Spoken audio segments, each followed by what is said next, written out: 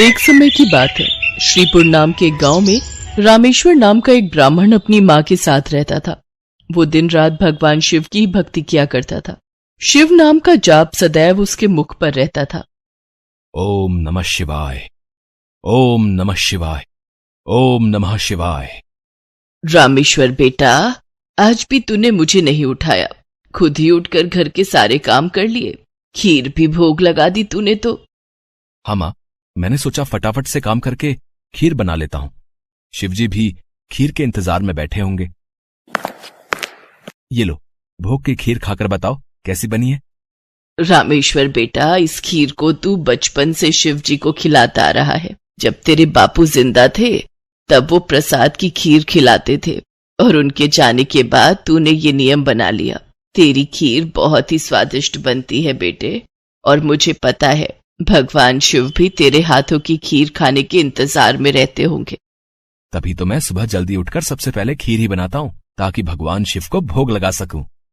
रामेश्वर का नियम था रोजाना सुबह जल्दी उठकर घर के सारे काम निपटाना और फिर भगवान शिव के भोग के लिए खीर का प्रसाद बनाना। ये कार्य पहले उसके पिता करते थे और पिता के जाने के बाद शिव जी की सेवा और खीर भोग की पूरी जिम्मेदारी रामेश्वर ने उठा ली। रामेश्वर को विश्वास था कि भगवान शिव उसके द्वारा खिलाई गई खीर को रोजाना ही खाते हैं। इसी विश्वास पर वो रोजाना खीर का भोग लगाता था और अपने भक्त के द्वारा भोग लगाई गई खीर को कैलाश पर्वत पर विराजमान भगवान शिव बहुत चाव से खाते थे। स्वामी, क्या बात है, आपको तो आनंद ही आनंद है। आपके भक्त आपको प्रेम से इतने स्वादिष्ट व्यंजन खिलाते हैं और आपका भक्त रामेश्वर तो नियम के अनुसार आपको खीर का भोग लगाता है। लाइए, थोड़ी सी खीर मुझे भी दे दीजिए। रामेश्वर के हाथों की खीर बहुत ही स्वादिष्ट होती है। हाँ देवी पार्वती, रामेश्वर इतनी स्वादिष्ट खीर का भोग लगाता है कि मन प्रसन्न हो जाता है। तभी नंदी और समस्त शिवगण वहाँ जाते हैं। महादेव, ये लीजिए, हम भांग और धतूरा ले आए हैं। नंदी, अभी तो हम स्वादिष्ट खीर का आनंद ले रहे हैं। ऐसा करो, भांग और धतूरे को वहाँ छोटे पर्वत पर रख दो। हम कुछ समय के बाद उसे ग्रहण करेंगे। अरे नंदी महादेव तो हमारी ओर देख तक नहीं रहे। उनका सारा ध्यान तो रामेश्वर की बनाई हुई खीर पर है। ऐसे कब तक चलेगा नंदी? हाँ, मैं भी यही देख रहा हूँ। इतने प्रेम से हम भांग और धतूरा पीस कर लाए और महादेव ने हमें इसे रखने के लिए बोल दिया। अरे नहीं नहीं, ऐसी बात नहीं है। महादेव ने बोला है कि हम उसे वहां रख दें। वो कुछ देर बाद उसे ग्रहण करेंगे। महादेव रोजाना रामेश्वर की भोग लगाई हुई खीर को बहुत चाव से खाते हैं। नंदी, मैं तो कई बार सोचता हूँ कि रामेश्वर की खीर में ऐसा क्या है कि भोलेनाथ सबसे पहले उसकी भोग लगाई खीर को ही खाते हैं और फिर और किसी तरफ उनका ध्यान ही नहीं जाता। तभी तो हम भांग धतूरा लेकर आए और उन्होंने बिना देखे ही इसे रखने के लिए बोल दिया। हाँ, कह तो तुम ठीक रहे हो भैरव। महादेव को भांग धतूरा इतना प्रिय है, पर रामेश्वर की खीर से ज्यादा उन्हें इस समय कुछ भी प्रिय नहीं लग रहा। तो क्या किया जाए नंदी कि महादेव का ध्यान अपने भक्त रामेश्वर से हटकर हमारी ओर आ जाए? एक रास्ता है। नंदी ने सभी गणों के कान में कुछ कहा। उसके पश्चात सभी गण पृथ्वी लोक पर आ गए और सबने ब्राह्मण रूप ले लिया और सब लोग रामेश्वर के पास पहुँचे। रामेश्वर शिव जी को खीर का भोग लगाने के लिए बाजार से सामान खरीद रहा था। ब्राह्मण वेश में नंदी ने रामेश्वर से कहा, रामेश्वर, तुम हमें नहीं जानते, पर हम तुम्हें बहुत अच्छे से जानते हैं। तुम भगवान शिव के भक्त हो और रोजाना उन्हें खीर का भोग लगाते हो। हाँ ब्राह्मण देव, आप तो सब कुछ जानते हैं। हाँ रामेश्वर, हम सब जानते हैं, इसीलिए तो हम तुम्हारे पास आए हैं। हमें पता है कि तुम महादेव के परम भक्त हो, पर तुम्हें पता है महादेव अब रोजाना खीर खाकर ऊब गए हैं। इसलिए अब तुम कुछ दिनों के लिए खीर का भोग रोक दो। तुम एक काम क्यों नहीं करते? तुम महादेव को सप्ताह में एक दिन खीर का भोग लगाया करो, जिससे महादेव को और अधिक स्वाद आएगा। अब महादेव को इतने सारे भक्त पूजते हैं। महादेव भी तो इतने सारे भक्तों के द्वारा दिए भोग को ग्रहण करते हैं। उनका पेट बहुत भर जाता है। अगर तुम उनको सप्ताह में एक दिन खीर का भोग लगाओगे तो उन्हें तुम्हारी खीर का इंतजार रहेगा और वो और अधिक आनंद से खीर खाएंगे। क्यों, हम सही कह रहे हैं ना? ये तो आप ठीक कह रहे हैं ब्राह्मण देव। इस विषय में तो मैंने कभी सोचा ही नहीं। अब मैं एक काम करता हूँ, मैं सप्ताह में एक दिन ही भगवान को खीर का भोग लगाया करूंगा, ताकि वो और भी भक्तों का प्रसाद ग्रहण कर सकें और फिर उन्हें मेरी खीर का बेसब्री से इंतजार रहे। भोला भाला रामेश्वर शिवगणों की बातों में आ गया शिवगण खुशी खुशी कैलाश वापस लौट आए। अब शिव जी रोजाना रामेश्वर की खीर का इंतजार करने लगे कि कब रामेश्वर उन्हें भोग लगाए और कब वो खीर का भोग खाए। पर कुछ दिनों तक रामेश्वर ने खीर का भोग बनाया ही नहीं, तो शिव जी को खीर कहाँ से मिलती। अब सप्ताह में एक दिन रामेश्वर ने खीर का भोग लगा दिया तो शिव जी ने खीर खा ली। फिर उसके बाद कुछ दिन और खीर नहीं मिली तो भगवान शिव सोच में पड़ गए। उन्होंने अपने नेत्र बंद किए और उन्हें सारी सच्चाई पता लग गई और भगवान शिव को गुस्सा आ गया। शिव जी को गुस्से में आया देख सभी गण उनके समक्ष हाथ जोड़कर खड़े हो गए। नंदी, श्रृंगी, वीरभद्र, भैरव, तुम सभी गण जानते भी हो कि तुमने क्या किया है। मेरे भक्त रामेश्वर के द्वारा भोग में अर्पित की गई खीर मुझे कितनी प्रिय है और तुमने उसे खीर का भोग रोजाना लगाने के लिए मना कर दिया। महादेव, हमें क्षमा कर दीजिए, हमसे भूल हो गई। महादेव, जब हम आपको खीर खाता हुआ देखते थे तो हम यही सोचते थे कि आप हमारी ओर ध्यान नहीं दे रहे हैं। अच्छा, तो ये कारण है। पर तुम सब ये नहीं जानते कि मेरा प्रेम अपने सभी भक्तों पर एक समान है। मैं भला तुम्हें कैसे भूल सकता हूँ। तुम तो मेरे हृदय में वास करते हो। तुम सब तो मेरी ही शक्तियों द्वारा उत्पन्न हुए हो। संसार में मेरा प्रत्येक भक्त मुझे एक समान प्रिय है और प्रत्येक भक्त के हृदय में मैं ही विद्यमान हूँ। इसलिए मेरा प्रेम कभी भी कम या ज्यादा नहीं हो सकता। माता पिता के लिए तो उनके सभी बच्चों में प्रेम एक समान होता है, फिर तुम ये भूल कैसे सकते हो। भगवान शिव की बातें सुनकर सभी शिवगण समझ गए कि उन्होंने कितनी बड़ी भूल कर दी। सचमुच महादेव का प्रेम तो अपने सभी भक्तों के लिए एक समान रहता है। इसके बाद सभी शिवगण फिर से एक बार रामेश्वर के पास गए। रामेश्वर, हमें भगवान शिव का संदेशा आया है। वो कह रहे थे कि तुम्हारी खीर इतनी स्वादिष्ट होती है कि वो सप्ताह भर की प्रतीक्षा नहीं कर सकते। सप्ताह में एक दिन भोग से उनका मन ही नहीं भरता। इसलिए उनकी आज्ञा है कि तुम रोजाना ही उन्हें खीर का भोग लगाया करो। आप सच कह रहे हैं ब्राह्मण देव, भगवान शंकर को मेरे हाथों की बनी खीर इतनी प्रिय है। ठीक है, फिर मैं रोजाना उन्हें खीर का भोग लगाऊंगा। ये सुनकर रामेश्वर बहुत खुश हुआ। अब एक बार फिर रामेश्वर रोजाना खीर बनाकर भगवान शिव को भोग लगाने लगा। अब तो समस्त शिवगण भी भगवान शिव के साथ रामेश्वर द्वारा भोग लगी प्रसाद की खीर का आनंद लेते और खूब भरपेट खीर को खाते। भगवान शिव और देवी पार्वती दोनों सभी गणों को इस प्रकार खीर खाता देख मंद मंद मुस्कुराने लगे। भगवान शिव ने अपने परम भक्त रामेश्वर को सभी सुख सुविधाओं से पूर्ण रखा। उसके जीवन में कभी भी कोई कठिनाई नहीं आई। रामेश्वर का विवाह एक बहुत ही सुशील कन्या के साथ हुआ। उसके घर में 2 बच्चों का जन्म हुआ। अपने परिवार के साथ संपूर्ण जीवन खुशी खुशी व्यतीत करके रामेश्वर अंत में मोक्ष को प्राप्त हुआ। भोलापुर गांव में बृजपाल नाम का एक ब्राह्मण रहता था, जो कि बहुत ही आलसी स्वभाव का था। घर में उसकी पत्नी सुनीता और बेटी गुड्डी उसके साथ रहती थी। बृजपाल सारा दिन खाट पर ही पड़ा रहता था। बृजपाल दिन भर में बस एक ही काम करता था और वो था भगवान शंकर की पूजा।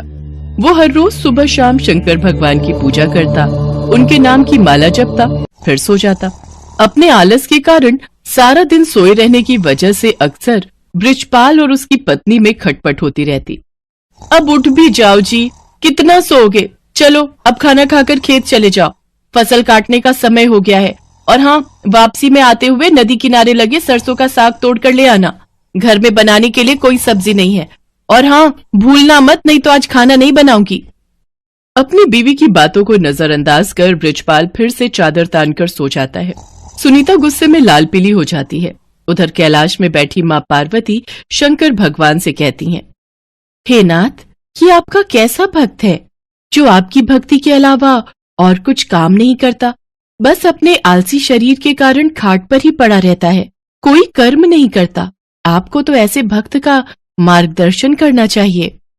देवी, इसमें इसकी कोई गलती नहीं। ये सारा किया इसके पिछले जन्म का है। तब ये एक आलसी गधा हुआ करता था जो सारा दिन मेरे मंदिर के बाहर लेटा रहता था।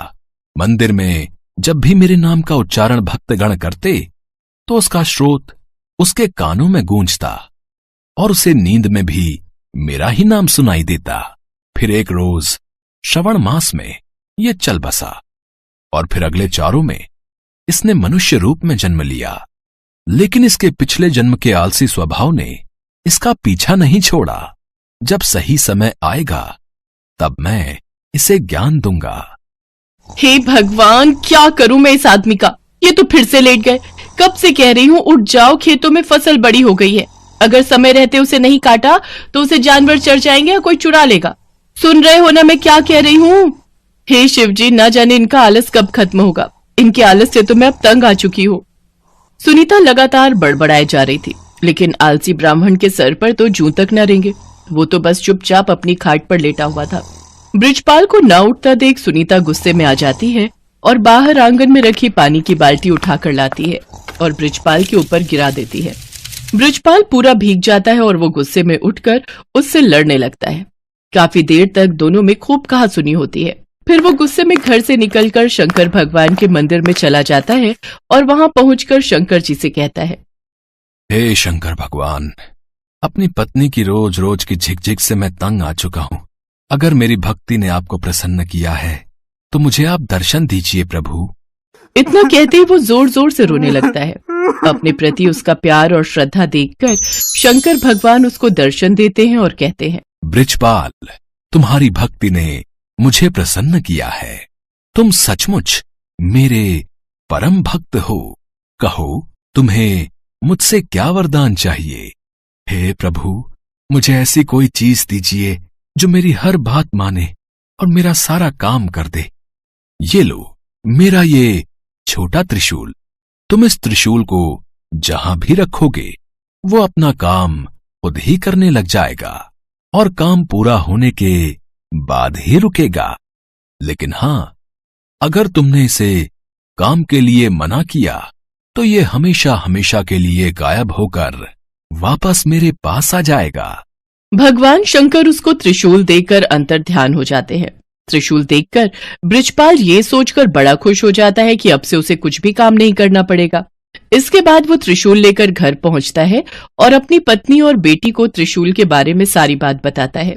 अगले दिन सुबह ही बृजपाल ने भगवान शंकर का नाम लेकर उस त्रिशूल का इस्तेमाल शुरू कर दिया। वो जैसे ही त्रिशूल को घर के बीचों बीच रखता, सारे घर में अपने आप ही सफाई हो जाती। वो जिस भी चीज पर उस त्रिशूल को रख देता वो अपने आप काम करने लग जाता। खेतों में रख देता तो अपने आप ही सारी फसल कट जाती। ऐसे ही कई दिन बीत जाते हैं। एक रोज जब सुनीता गुड्डी के साथ अपने मायके गई होती है तो बृजपाल त्रिशूल को गैस के पास रखकर कहता है, मेरे लिए जल्दी से स्वादिष्ट सा भोजन तैयार कर दो। चूल्हे पर अपने आप कढ़ाई चढ़ जाती है और उसमें खुद ही तेल मसाले पड़ने लग जाते हैं। देखते ही देखते स्वादिष्ट पकवान बनकर तैयार हो जाते हैं, जिन्हें बृजपाल बड़े ही चटकारे लेकर खाता है। आहा, वाह, मजा ही आ गया। वाह वाह वाह, क्या स्वाद है। रोज भाग्यवान के हाथों का भोजन करके तो मैं परेशान ही हो गया था। सच में कमाल का है ये त्रिशूल। खाना खाकर बृजपाल आराम से गहरी नींद में सो जाता है और फिर जब अगली सुबह जागता है तो कुएं के पास जाकर उस त्रिशूल से कहता है, जल्दी से मेरे नहाने के लिए कुएं में से पानी निकालकर इस बाल्टी में भरा जाए। कुएं में से पानी निकालना हो, पौधों को पानी देना हो, साफ सफाई, कपड़े, बर्तन, सभी तरह के काम वो त्रिशूल बृजपाल के कहते ही कर देता। बृजपाल बगीचे में पड़ी पाइप के पास जाता है और अपने त्रिशूल को उससे छुआते हुए कहता है, पाइप, जल्दी से इस बगीचे में लगे पेड़ पौधों को अच्छे से पानी दे दो। पाइप अपने पौधों में पानी देने लग जाती है। फिर आलसी ब्राह्मण खुश होते हुए आराम से सोने चला जाता है, लेकिन सोने के कुछ देर बाद ही लाइट चली जाती है। फिर वो अपने त्रिशूल को हथपंखा पर रखते हुए कहता है, हे हाथ पंखे, जब तक लाइट नहीं आ जाती तुम मुझे इस पंखे से हवा करो। उसके ये कहते ही हथपंखा उसे हवा करने लगता है।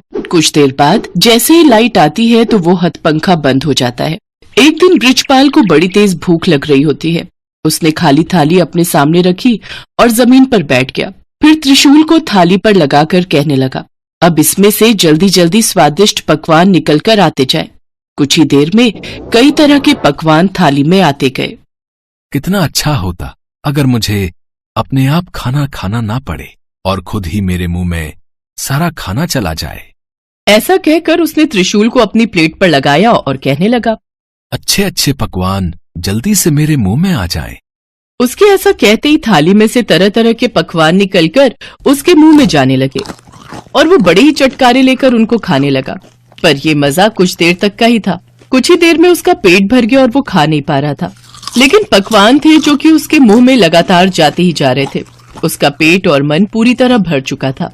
वो जैसे ही उन्हें रोकने की बात सोचता है तो उसे भगवान शंकर की कही वो बात याद आई जिसमें उन्होंने कहा था कि अगर त्रिशूल को काम करते हुए रोका गया तो ये वरदान वहीं समाप्त हो जाएगा और त्रिशूल फिर से शंकर भगवान के पास पहुंच जाएगा। तभी वहां सुनीता गुड्डी के साथ अपने मायके से लौटकर पहुंच जाती है। वो दोनों ये सब देखकर हैरान रह जाती हैं। सुनिए जी, देखिए तो आपका पेट कितना फूलता जा रहा है, जल्दी से इस त्रिशूल को रुकने के लिए कहिए।